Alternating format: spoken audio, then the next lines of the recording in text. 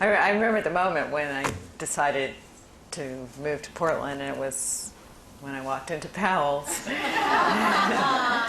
I remember the last moment, which is unfortunately I had to move to San Francisco and into an apartment, so we brought in not all of our books, but it was like 20 boxes of books, and so I feel like I'm here in my living room visiting my books.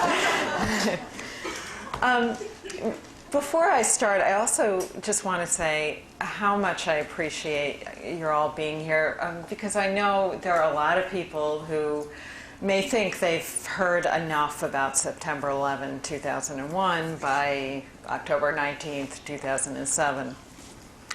But I really feel we are just getting around to talking about so much that's happened in America since that day. Individual Americans may have responded courageously and reasonably, but the nation as a whole responded to the attacks in ways that, when we reflect on it, are truly strange and disturbing and beg for explanation. Let me give you a few examples of what I'm talking about. You may remember that politicians and pundits at the time were spouting all this vigilante rhetoric about how we should smoke them out of their holes and shoot them between the eyes. That last came out of one commentator in New York. John Wayne kept coming up. There were all these references to how the war on terror was like returning to our Indian wars. The media was also claiming that the attacks were going to bring back traditional family arrangements. Now, you may not recall some of this because it washed over us at the time with very little inspection.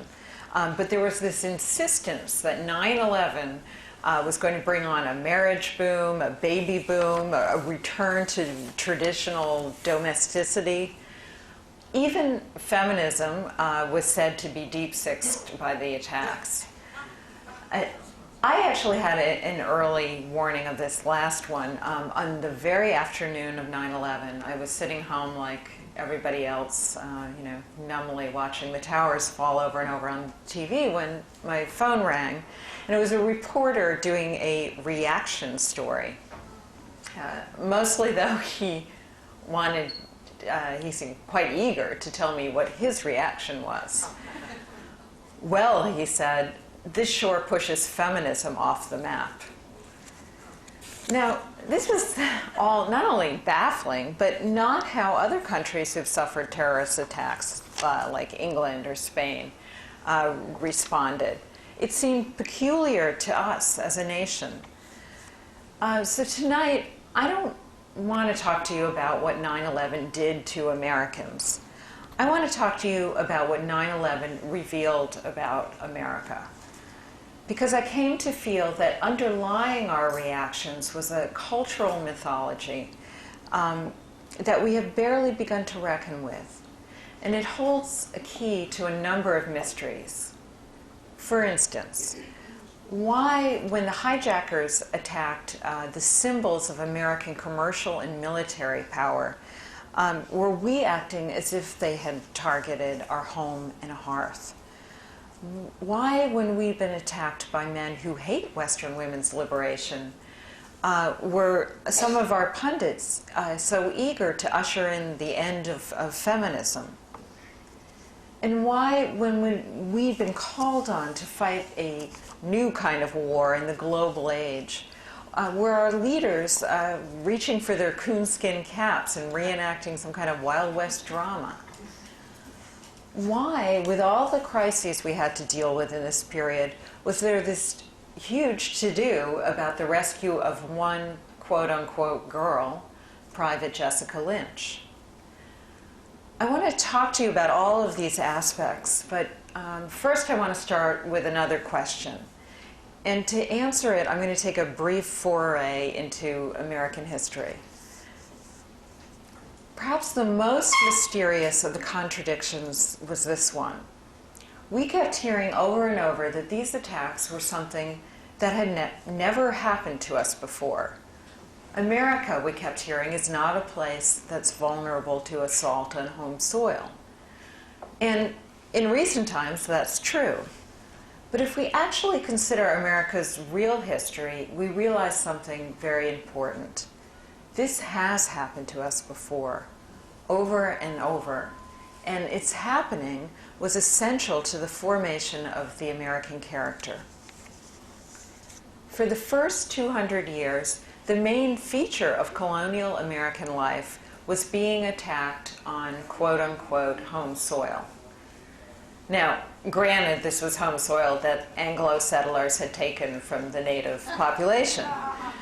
Nevertheless, from the settlers' tunnel vision point of view, it felt as if they were being attacked by people who they regarded and demonized as non-Christian, non-white, quote-unquote terrorists, a term that was actually employed at the time. These were attacks that involved villages, communities. They were aimed at the home and hearth. These were also deeply traumatic attacks for both sides. King Philip's War, which began in 1675, was the formative confrontation between white settlers and New England tribes. It stands to this day as, per capita, America's deadliest war. In 1 year, 1 of every 10 men of military age in the Massachusetts Bay Colony was killed. 2/3 of New England towns were attacked. More than half of them were destroyed. The settlers were forced to retreat nearly to the coast. The economy was in ruins, and the society fell into what came to be known as the Great Crisis. Indian suffering and casualties, of course, were far worse. The bitterness unleashed on both sides would initiate a harrowing series of conflicts that would drag on well into the 18th century. Those conflicts reduced early settlers to a state of perpetual insecurity, what frontier historian Richard Slotkin called, quote, an atmosphere of terror.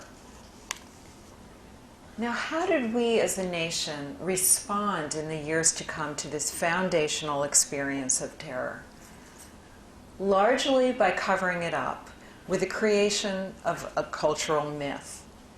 Beginning in the 18th century and culminating in the Victorian era, our culture, its journalists, politicians, novelists, artists, concocted a fantasy that post-revolutionary America desperately wanted to believe. A myth of ourselves as triumphal rescuers, the myth of American invincibility. Now, in talking about this, I am not talking about some sort of recovered memory syndrome. We didn't remember the original trauma. Given Americans' penchant for history, we barely remember what happened yesterday, unless it involves Britney Spears. What I'm talking about is a tangible cultural heritage, a worldview whose instructions are handed down in everything from newspaper accounts to novels to movie scripts. And furthermore, I'm talking about a myth that doesn't belong necessarily to one sex or another. Both men and women buy into it. But thanks to its history, it has a gender aspect. And this is because our early experience of terror was deeply humiliating to the settler community. Time and again, leaders, militias, husbands were not able to protect families in frontier towns, nor to rescue them. Between the late 17th and early 18th century, more than a quarter of New England women who were taken captive were never rescued, and a whopping 60% of girls were never rescued. Male settlers suffered the further mortification of hearing female captives denounce male failed efforts, or possibly worse, announce how they, the women, had managed to defend themselves without male help. So we had Mary Rowlandson, who wrote the most famous account of her captivity. who told how she negotiated shrewdly with her captors and named her own ransom, and had a few rather tart words for the militia that was supposed to come rescue them, and got within a